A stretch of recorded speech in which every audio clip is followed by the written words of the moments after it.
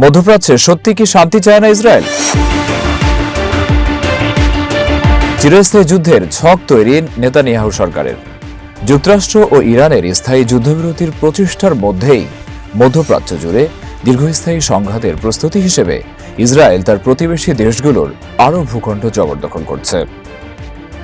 2023 সালের 7 অক্টোবর হামলার পর গাজা, সিরিয়া ও বর্তমানে লেবাননের ইসরায়েলের বাফার জোন তৈরির এই পদক্ষেপ তাদের কৌশলগত পরিবর্তনেরই প্রতিফলন।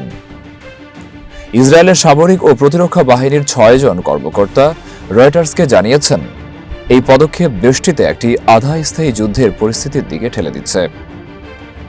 কর্মকর্তারা বলছেন, 2.5 বছরের সংঘাতের পর একটি বাস্তবতা এখন ক্রমেই স্পষ্ট হয়ে উঠেছে, আর সেটি হল ইরানের ধর্মীয় নেতৃত্ব, লেবাননের হিজবুল্লাহ, গাজার হামাস ও এই অঞ্চলে সশস্ত্র গোষ্ঠীগুলোকে পুরোপুরি নির্মূল করা সম্ভব নয়।